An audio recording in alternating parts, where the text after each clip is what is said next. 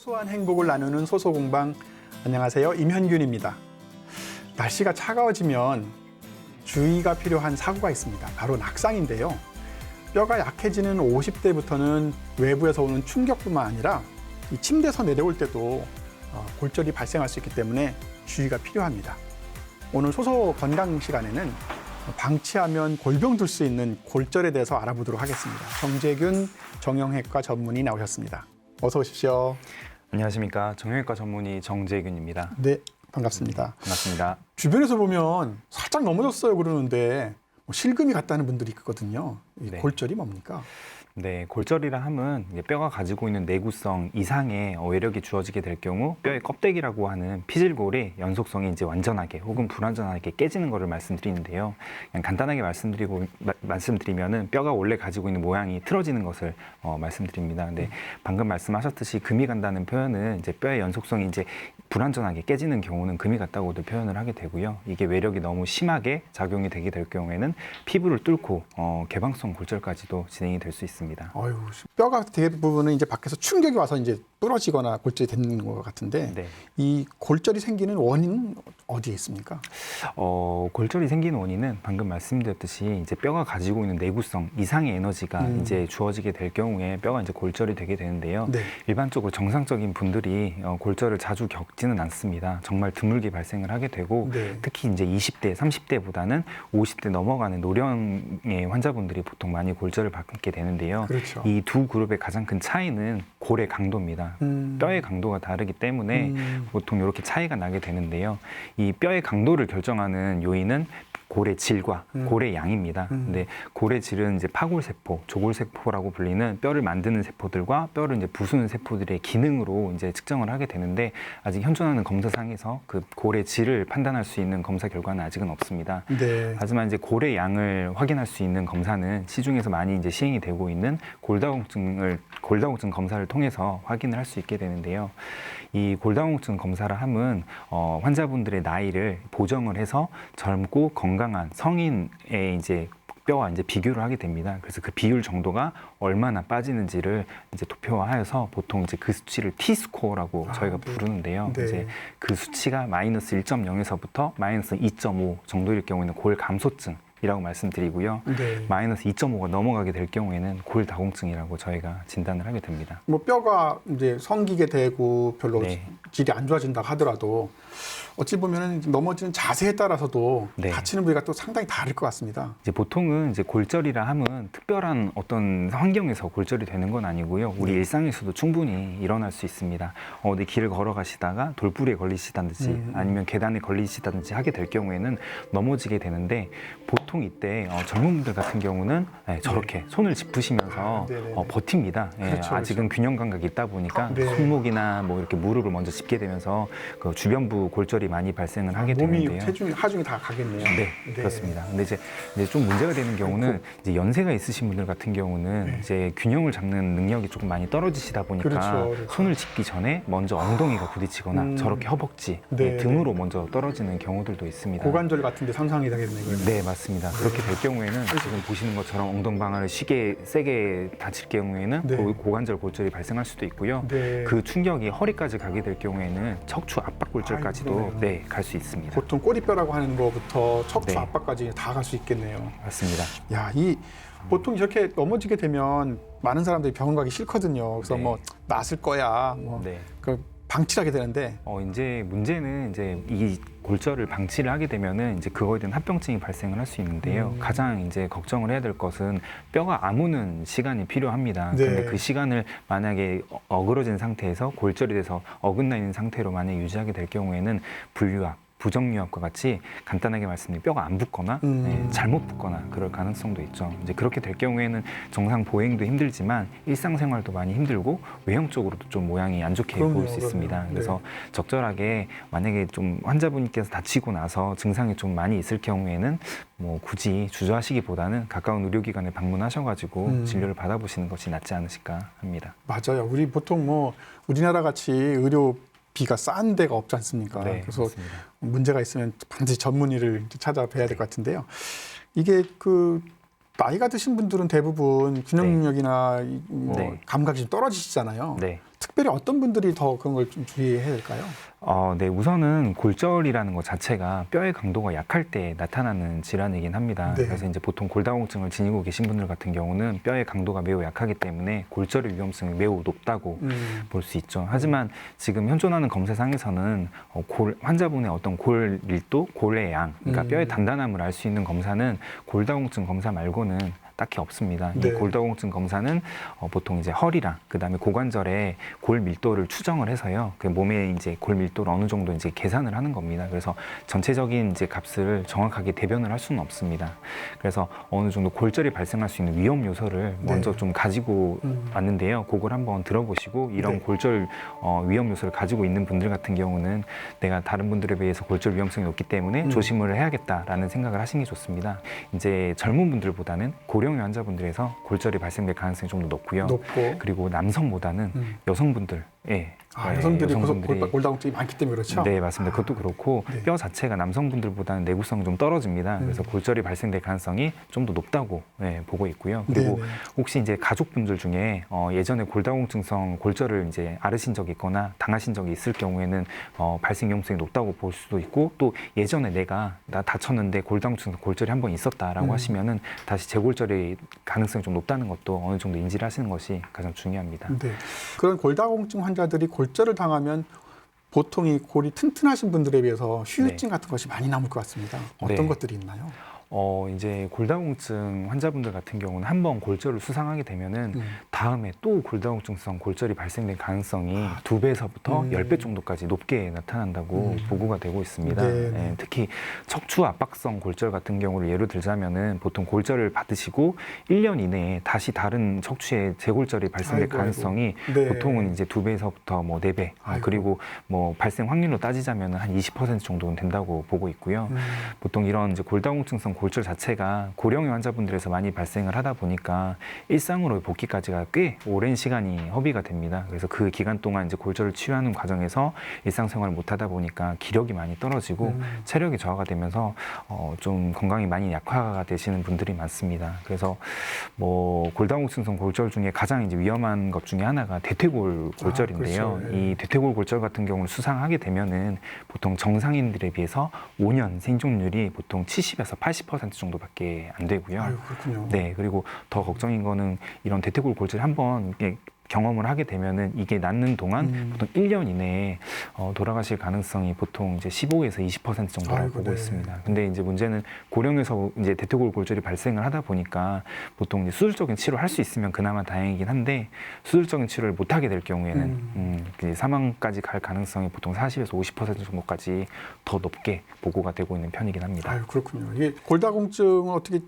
알려면 네. 진단을 받아야 될 거 아니에요? 네, 그 맞습니다. 골다공증 진단을 하는 방법이 어떤 것들이 있나요? 골다공증은 이제 1년에 한 번씩 저희가 이제 정기적으로 검사를 하면서 골밀도를 체크를 할 수가 있습니다. 그래서 이제 나라에서는 이런 골다공증성 골절이 뭐 사회적인 문제가 좀 될 수 있기 때문에 네네. 좀 그걸 막기 위해서 그 검사를 진행을 하고 있고요. 지금 보시는 것처럼 저 기기를 통해서 네. 우선 골반 쪽과 그리고 척추 쪽의 골 밀도를 먼저 측정을 하게 됩니다. 그래서 네. 그 밀도를 측정해가지고 아까 말씀드렸듯이 젊고 건강한 성인의 골 밀도와 비교를 해서 어느 정도 떨어지는지를 체크를 하게 됩니다. 네. 네. 저것도 엑스레이하고 거의 비슷한 원리로 측정을 하는 건가 보죠? 네, 맞습니다. 그리고 골절을 이제 진단을 하게 될 때는 저렇게 생긴 이제 기구를 통해서 엑스레이라고 하는데요. 그걸 통해서 바로 간단하게 진단이 가능합니다. 하지만 엑스레이상에서 보이지 않는 미세골절이나 약한 골절 같은 경우는 확인이 안 되는 경우들이 있어서 이학적 검사를 통해서 골절이 의심이 된다고 판단이 되게 되면은 보시는 것과 같이 CT나 MRI 같은 추가적인 검사를 진행하자고 말할 수도 있습니다. 네. 그렇게 될 경우에는 엑스레이상에서 안 보이는 미세골절 같은 거로 확인할 수 있고 적절한 치료로 진행을 할 수 있습니다. 뭐 보통은 골다공증이라고 하는 것이 네. 갑자기 뭐 아프거나 뭐 저리거나 뭐 이런 증상이 없는 거잖아요. 네, 그래서 맞습니다. 이제 저는 뭐 검사를 받으러 갔다가 보니까 내가 골다공증이라는 걸 알게 되는데 네. 환자들이 보통 어떻게 아시게 되나요? 보통 이제 저는 정형외과다 보니까 환자분들이 이제 내원을 하실 때 이제 네. 관절통, 근육통 이런 걸 주소로 내원하시는 편이긴 합니다. 그래서 가볍게 병원을 내원하시곤 하는데요. 근데 저희가 이제 엑스레이를 찍어보고 이학적 검사를 해봤을 때 이분이 약간 환자분 동년배들에 비해서 의심이 된다. 관절염이 조금 더 빠르네. 아니면 좀 이 정도 나이 때 이 정도 활동을 하시는 분이라면은 이 정도 관절염이 보통 오진 않는데 좀 의심이 되게 될 경우에는 저희가 이제 환자분들께 말씀을 드리죠. 골다공증 검사를 한번 해보시는 게 좋을 것 같습니다라고 네. 해보게 되고, 근데 그러다가 갑자기 이제 골다공증을 이제 덜컥 진단을 받게 되시면은 이제 깜짝 놀라시는 거죠. 그래서 근데 골다공증은 크게 걱정은 안 하셔도 되는 게 이게 병은 아닙니다. 하나의 증상이다 보니까 뼈가 약해서 골절이 발생될 가능성이 높다 정도까지만 생각하시면 되지 이걸로 인해서 어떤 삶의 질이 떨어지거나 그런 건 아니기 때문에 적절히 치료를 하시고 관리를 하시는 것이 가장 중요하다고 볼 수 있습니다. 개선을 좀 해야 될 필요가 있으면 해야 되는 네. 건데 일단 내가 골다공증이 아닌지 알아야 되는데 네. 그러려면 정기적인 검사가 좀 필요할 것 같습니다. 네. 아까 보니까 엑스레이 같은 성분이 이제 우리 검사할 텐데 네. 정기적으로 받아야 되나요? 네, 뭐 골다공증 검사는 나라에서도 좀 권장을 하고 있는 검사긴 합니다. 그래서 네. 1년에 한 번씩은 진행을 해보는 것을 보통 이제 권장을 하고 있고요. 네, 그래서 네. 보통 여성분들 같은 경우 65세 이상, 남성분들 같은 경우 70세 이상의 경우에는 1년에 한 번씩 건강검진 때 선별검사를 통해서 골밀도를 먼저 한번 측정해 보도록 이제 말씀을 드리고 있고요. 네. 그것뿐만 아니라 그 나이대가 아니라고 하시더라도 엑스레이 상에서 저희가 골다공증성 골절이 의심이 되거나 아니면 그게 보일 경우에는 나이에 상관없이 검사를 진행을 해볼 수 있습니다. 네. 이렇게 이제 골다공증성 검사를 이렇게 주기적으로 가장 시행해야 되는 가장 큰 이유는 이제 골밀도가 시간이 지나면 지날수록 좀 떨어지게 떨어지죠. 됩니다. 아, 네, 네. 보통 30대, 40대까지는 골밀도가 높게 유지가 됩니다. 뼈가 단단하다는 얘기죠. 그렇죠. 네, 그렇게 되는데 보통 50대가 넘어가게 되게 될 경우에는 골밀도가 이제 조금씩 떨어지게 되는데 보통 이제 시간이 지나면 지날수록 그 속도가 매우 가속도가 붙는 편입니다. 그래서 이런 선별 검사를 통해서 만약에 골다공증이 진행되는 게 먼저 확인이 되면은 적절한 치료를 하게 될 경우에는 그 속도를 늦출 수가 있어서 나중에 나이가 더 드셨을 때 골다공증성 골절 같은 경우로 진행되는 걸 조금 막을 수 있기 때문에 이런 네. 선별 검사는 받아보시는 것이 좋을 것 같긴 합니다. 주기적으로 1년에 한 번 정도는 받아보고 네, 맞습니다. 자기가 얼마만큼 골밀도가 떨어지는지를 좀 주시하고 있다가 네, 어떤 조처를 좀 취할 것이 네. 있으면 해야 되겠네요. 맞습니다. 지금까지는 이제 뼈의 이제 생김새, 네. 골다공이 뭔가를 알아봤는데 일단 이게 부러지면 네, 골절이지 않습니까? 네, 골절을 우리가 보통 생각하면 이제 석고붕대 네. 생각이 나는데 그 치료 방법은 뭐 어떤 것들이 있습니까? 우선 골절을 당했을 때 제일 중요한 거는 응급처치죠. 그래서 그렇죠. 이제 부목 고정이라고 저희가 보통 말씀드리는데요. 어디 넘어지거나 다치면서 골절을 받게 될 경우에는 주변에 이제 보이는 단단한 물체들을 주변에 이제 엉겨 붙여서 좀 이제 골절 부위가 흔들리지 않게끔 먼저 고정을 하는 것이 가장 중요합니다. 이 고정을 하게 되면은 이제 골절 부위가 흔들리지 않기 때문에 피가 덜 나게 되면서 안 아프기도 하지만 더 중요한 건 이 골절편이 생각보다 날카롭습니다. 그렇죠. 네, 그 뾰족할 날카로운 수 있으니까. 네, 맞습니다. 그 날카로운 뼈 조각들이 주변에 있는 근육이나 신경, 혈관들을 찌르게 될 경우에는 2차적인 합병증을 유발할 수 있기 큰일 때문에 나죠. 네, 네. 그래서 먼저 이렇게 응급하게 부목 고정을 통해서 골절이 더 이제 다른 손상을 입히지 않게끔 보존하는 게 가장 중요하고요. 네. 이렇게 이제 고정을 하고 이제 의료기관은 보통들을 내원하시게 되는데 그 다음에 시행을 하는 거는 골절 부위를 맞춰야죠. 네. 네, 그래서 저희가 이거를 이제 보통 이제 도수 정복이라고 하는데요. 말 그대로 골절된 부분을 견인을 하고 원래 모양새로 맞춰가지고 이제 조금 이제 치유가 좀 될 수 있게끔 저희가 고정을 하는 편이긴 합니다. 그리고 이제 이렇게 도수 정복을 하고 난 다음에는 석고 고정, 방금 이제 말씀하셨던 그런 고정을 하게 됩니다. 네. 흔히들 이제 깁스 고정이라고를 그렇죠. 많이 하는데요. 이렇게 고정을 해서 뼈가 흔들림이 없게 잘 붙게 그러니까 고정을 하게 되면은 그 중간에서 골진이 나오면서 유합이라는 게 진행이 되게 됩니다. 그래서 이런 이제 석고 고정의 원칙은 골절이 된 부위 바로 위 아래 관절을 연달아 고정을 해서 움직임을 최소화하는 게 치료 원칙입니다. 석고붕대를 만든 사람 이름이 깁스였나요? 제가 그것까지 잘 모르겠고요. 근데 이 어쨌든 네. 우리가 깁스, 그 석고붕대를 하게 되면 네. 이게 여름 같은 네. 경우는 냄새도 나고요. 막 네, 안에 맞습니다. 가려가지고 막 자 같은 거 집어넣고 막 긁기도 하고 요즘은 맞습니다. 그래도 이제 네. 상당히 구멍도 많이 뚫어지고 좋긴 네. 한데 어느 정도 시간이 지나면 이제 막 풀고 싶단 말이죠. 예, 맞습니다. 얼마나 이걸 하고 있어야지 가장 좋은가요? 네, 보통 이제 깁스를 하게 되면 환자분들이 그 다음에 궁금해하시는 게 그 기간인데요. 그 기간은 뭐 골절의 상태나 그리고 골절의 이제 부위에 따라서 좀 다양하게 나타날 수 있습니다. 뭐 예를 들어 말씀드리자면은 이렇게 체중이 걸리지 않는 부분에 대한 골절은 보통 3에서 4주 정도 고정을 하는 편이긴 하고요. 네, 만약에 한 달. 체중이 걸리는 관절 같은 경우는 그것보다 조금 더 길게 한 네. 6주까지 하는 경우들도 있습니다. 네, 근데 네. 이렇게 그 골절 기간이 이제 그 고정 기간이 그 정도 된다고 우선 말씀은 드렸지만 그렇다고 그게 딱 절대적인 기간은 아닙니다. 보통 저희가 1에서 2주 간격으로 엑스레이를 찍어보면서 골절편 사이에서 골진이 어느 정도 나온지를 확인을 하고요. 그래서 어느 정도 안정이 됐다라고 생각이 되면은 이제 깁스를 좀 제거해 보라고 이제 말씀을 드리곤 합니다. 네. 하지만 이제 중요한 거는 이제 저희가 이제 깁스를 제거하시고 일상생활 한번 천천히 시도해 보세요라고 말씀드린 그 기간이 뼈가 완벽하게 붙어서 그런 말씀을 드리는 건 아닙니다. 옛날 같은 경우는 골절이 되게 되면은 2개월, 3개월, 몇 맞아요. 개월 동안 오랫동안 했었어요. 예, 맞습니다. 그렇게 고정을 해가지고 뼈가 완벽하게 붙을 때까지 고정을 했었는데요. 근데 그렇게 될 경우에 가장 큰 문제가 뭐냐면 관절이 구축이 오게 되고 네, 근력이 많이 빠지게 그렇습니다. 됩니다. 그래서 깁스를 막상 풀었는데 일상까지 이제 복귀까지 생각보다 오랜 시간이 걸릴 수 있어서 요즘은 좀 그 이제 깁스를 제거하는 기간을 좀 빨리 가져가는 편이긴 합니다. 네. 그래서 뭐 깁스를 제거하라고 의사 선생님께서 말씀하셨다고 해서 아 나는 이제 운동을 해도 돼 아니면 어떤 일상생활 해도 돼 이러면서 막 열심히 활동하시는 분들이 계신데요. 그렇기보다는 조금 이제 안전가르를 조금 하시면서 조금 일상생활의 복귀를 천천히 준비하시는 게 가장 중요합니다. 네. 그 사고 예방하는 거에 대한 네. 운동법 같은 것도 있는 것 같아요. 네. 먼저 안전을 위해서 의자를 잡고 그 다음에 한쪽 다리를 들어줍니다. 들었으면 손을 떼고 팔을 벌려서 10초간 균형을 잡아줍니다. 10초 했으면 발을 내려주시고 반대쪽도 같이 실행해 줍니다.